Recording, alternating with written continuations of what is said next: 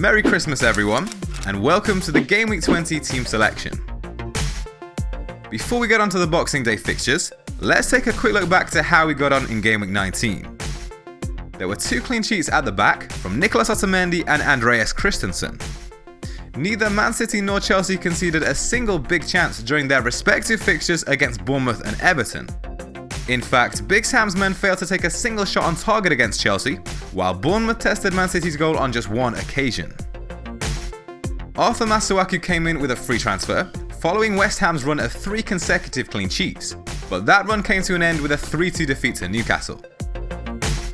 Moving into midfield, Ruben Loftus-Cheek won the penalty for Crystal Palace to see him return 7 points.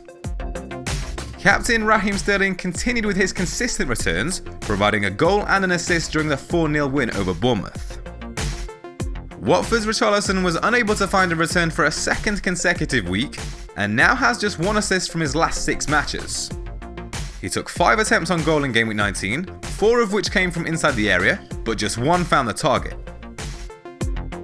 Liverpool and Arsenal drew 3-3 in the Friday night fixture, and Mo Salah found his 15th Premier League goal of the season, as well as also providing an assist. He's now been directly involved in 20 league goals. As you may have seen over on the FPLtips Twitter account, there was a late move made with the second free transfer to sell Eden Hazard for Kevin De Bruyne. There was no difference in their returns in the end, but the logic behind the move was that Hazard had appeared to struggle when playing as a false 9, rather than in a front 2 with Morata, and that Everton had been fairly solid defensively under Big Sam. Kevin De Bruyne meanwhile was about to welcome Bournemouth to the Etihad, and having started in every single Premier League game this season, appears more secure from rotation over the festive period.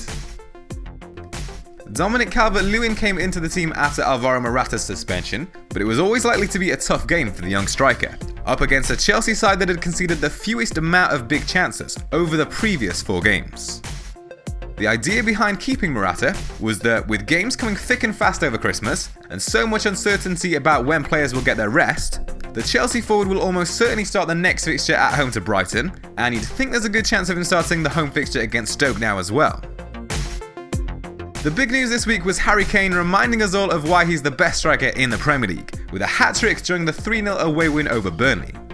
There's no doubt that the early penalty changed the course of the game and took all the pressure off Spurs, and getting an early goal is something they've not done enough this season. Unsurprisingly, no player had more than Kane's 8 goal attempts in Game Week 19, or his 4 shots on target.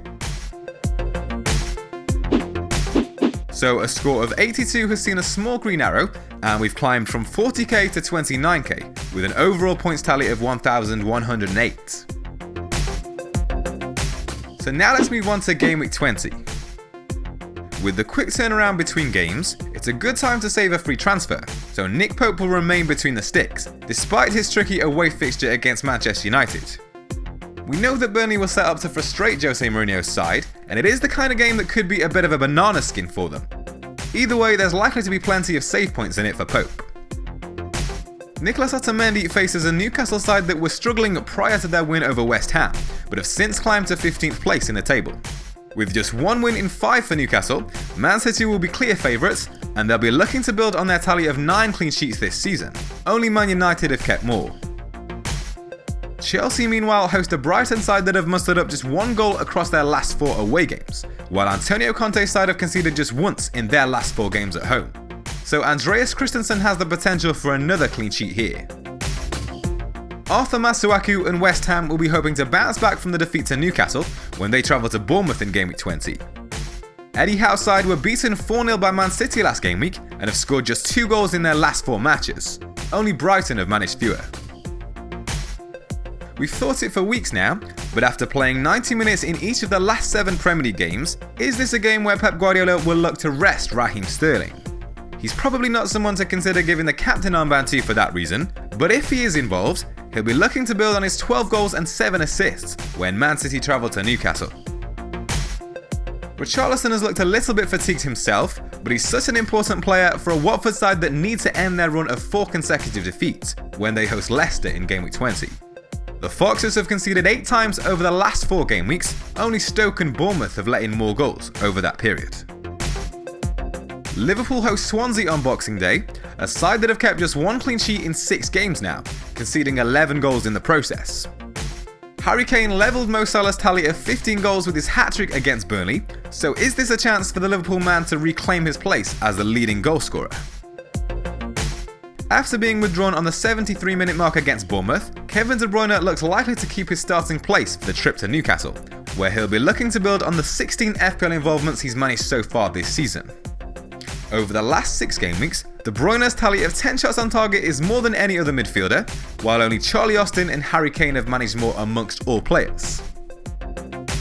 Alvaro Morata returns from suspension for the home fixture against Brighton, and after playing just 17 minutes over the previous 3 game weeks, he's likely to come straight back into the team during this busy festive period.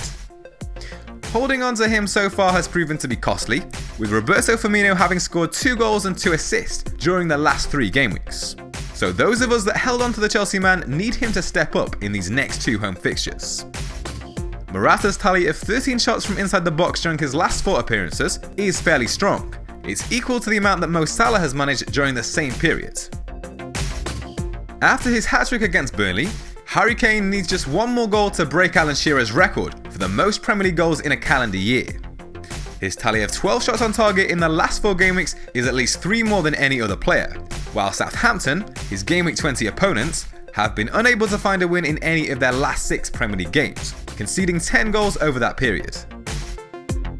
Finally, Dominic Calvert Lewin is up against West Brom, a side that have conceded 5 goals during the last 2 game weeks alone. Only Bournemouth have conceded more. The Everton forward starts ahead of Ruben Loftus-Cheek, who faces Arsenal in Game Week 20, but with plenty of rotation to be expected, the Crystal Palace midfielder may yet make his way off the bench. There are a couple of standout captain options this week, in the form of Mo Salah and Harry Kane.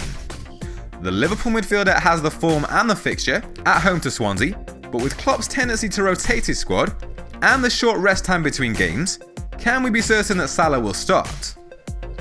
Alvaro Morata looks a safer bet in terms of game time, after missing last game week through suspension, so he'll be the vice-captain for Chelsea's home fixture against Brighton.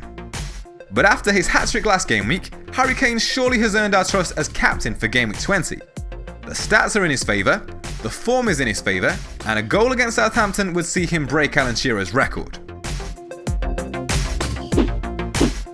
Follow FPL Tips on Twitter for more FPL news, updates, and community interaction.